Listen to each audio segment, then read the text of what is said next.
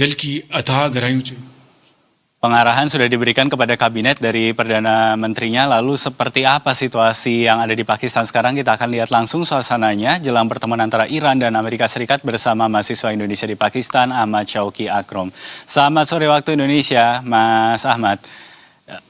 Kalau dilihat sekarang ini kondisinya seperti apa Pakistan untuk... Baik, terima kasih sudah bergabung bersama kami di Berita Satu Sore. Untuk persiapannya dari Pakistan saat ini untuk menjadi tuan rumah perundingan antara Amerika Serikat dan Iran seperti apa? Apakah sudah ada misalnya pengetatan pengamanan di sejumlah titik seperti itu? Silahkan. Oke, sebelumnya terima kasih ya. Jadi sudah ada beberapa pengamanan di beberapa titik, terutama di Islamabad, dan juga sudah diinfokan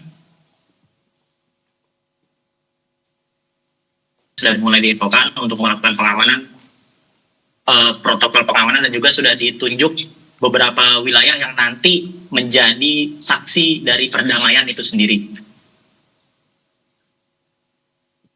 Baik, jadi ini memang persiapan-persiapannya sudah dilakukan, termasuk mungkin ada juga arahan begitu ya untuk warga, untuk mungkin ada pengalihan aktivitas seperti mungkin pengalihan arus istilahnya begitu ya. Tapi sebetulnya kalau kita melihat mungkin informasi-informasi yang juga beredar di dalam negeri Pakistan sendiri, Mas Ahmad, apa sih sebetulnya yang kemudian jadi alasan Pakistan ini berani mengajukan diri sebagai mediator bagi Amerika Serikat dan Iran? Apakah semata untuk menciptakan perdamaian di kawasan Timur Tengah, atau mungkin juga karena ada dampak-dampak yang dirasakan begitu oleh Pakistan dari perang yang berlangsung di antara kedua pihak?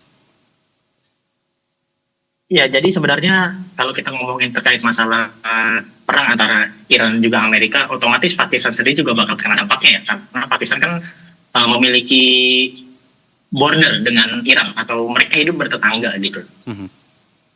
Jadi ya bisa dikatakan bahwa Pakistan ini pada akhirnya berani untuk mengambil langkah sebagai mediator dan juga tuan rumah untuk menduduki dua negara yang sedang berperang ya. Kita lihat Iran dan Amerika ini dua-duanya negara yang superpower, dan dua-duanya juga termasuk negara yang sangat keras kepala perihal dengan kepentingan masing-masing. Nah, disinilah Pakistan mencoba untuk mengambil peran. Makanya bisa kita katakan kami pribadi di sini memberikan aplaus kepada Shehbaz Sharif ya, karena berani untuk mengambil peran. Dan kita juga harus lihat bahwa Pakistan itu juga memiliki beberapa masalah dengan negara lain yang saat ini masih terjadi gitu, maksudnya dengan Afghanistan. Tapi mungkin bagi Pakistan sendiri itu bukan suatu masalah untuk mereka mengajukan diri sebagai tuan rumah. Melihat dampak yang terkena langsung oleh masyarakat Pakistan, ya salah satunya adalah terjadi krisis energi. Bahkan di Pakistan sendiri juga harga petrol atau harga BBM itu sudah mulai naik, dan itu pasti berdampak sama masyarakat Pakistan itu sendiri, dan juga sangat berdampak khususnya pada kami juga, mahasiswa diaspora dan orang-orang yang ada di Pakistan, orang Indonesia yang ada di Pakistan. Yang dimana akibat dari perang ini juga pada akhirnya pemerintah itu harus membuat kebijakan. Salah satu kebijakannya ialah toko-toko itu udah mulai harus pada tutup, mulai dari jam 8 sampai jam 10 malam. Dan yang diberikan toleransi untuk buka lebih lama itu hanya instansi kesehatan seperti apotek dan juga rumah sakit. Jadi kalau misalkan kita tanya kenapa Pakistan itu berani untuk mengambil langkah ini, karena Pakistan sendiri juga ingin mengamankan kepentingan mereka sendiri, kepentingan untuk masyarakatnya. Karena ketika perang ini terjadi dalam waktu yang sangat panjang, itu akan merugikan untuk Pakistan. Bukan hanya merugikan Indonesia dan juga negara-negara sekitarnya, tapi juga merugikan Pakistan itu sendiri. Karena Pakistan itu kan bertetangga juga dengan Iran, Pakistan juga memiliki hubungan diplomasi dengan Amerika, Pakistan juga memiliki hubungan diplomasi dengan negara-negara Saudi, negara-negara Teluk juga, dengan Iran itu juga gitu. Nah, disinilah perannya Pakistan. Pakistan berani untuk menjadi mediator sebagai orang yang netral, sebagai orang yang ingin menduduki, dan ayolah kita jalin kedamaian ini bukan hanya untuk Pakistan, tapi untuk semuanya, agar perang ini tidak berlangsung lama dan tidak akan memakan korban lebih jauh lagi gitu, dan tidak akan memakan korban lebih banyak lagi.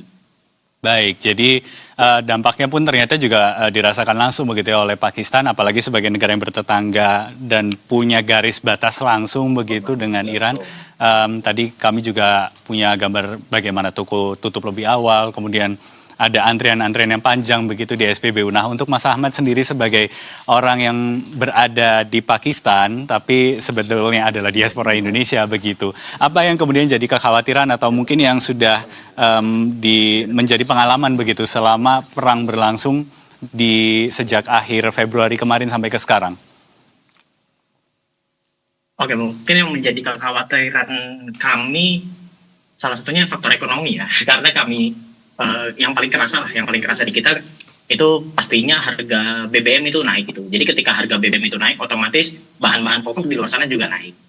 Itu pasti sangat kerasa bagi kita gitu. Dan yang kita khawatirkan itu adalah takutnya ketika perang ini berlangsung secara lama dan Pakistan tidak berani untuk mengambil langkah, takutnya Pakistan itu mau nggak mau akan terseret ke masalah ini gitu. Dan ketika Pakistan kembali terseret ke masalah ini, seperti yang sudah saya katakan sebelumnya, bahwa Pakistan ini masih memiliki masalah-masalah lain yang belum selesai. Masalah dengan Afghanistan salah satunya, dan juga masalah dalam negerinya sendiri, masalah internal sendiri aja mereka belum selesai.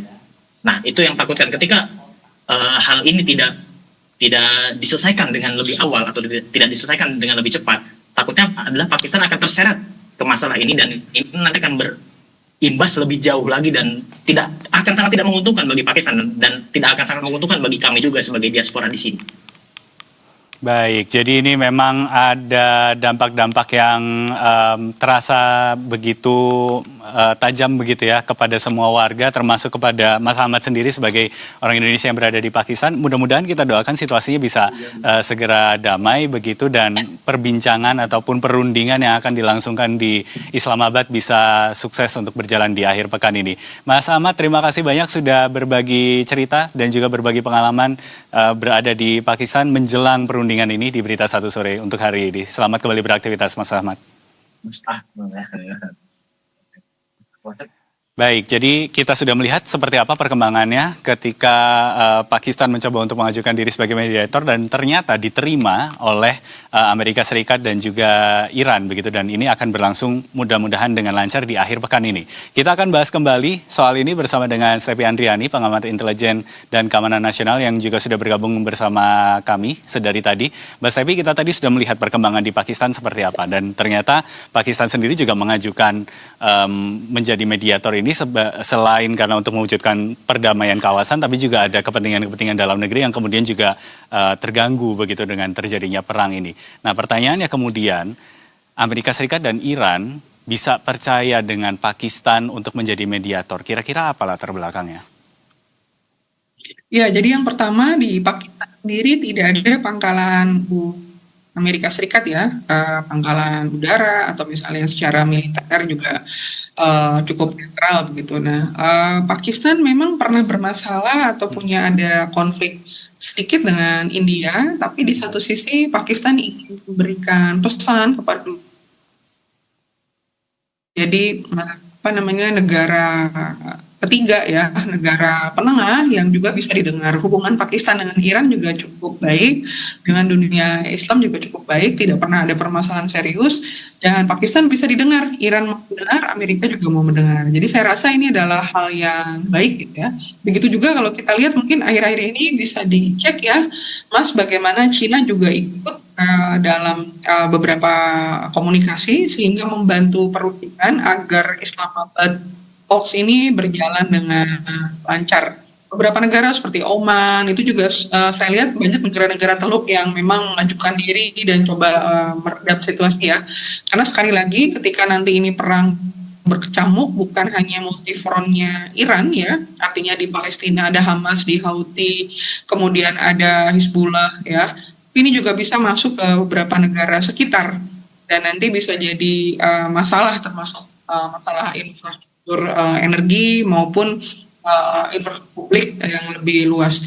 Jadi saya rasa peran Pakistan ini juga perlu ditiru oleh beberapa negara ya. Mesir dan Turki sudah membantu ya, yang saya lihat Oman, China juga sudah banyak negara-negara yang ikut ingin mendamaikan untuk meredakan tensi perang ini, dan mudah-mudahan 2 minggu ini merupakan langkah awal untuk perdamaian yang lebih permanen.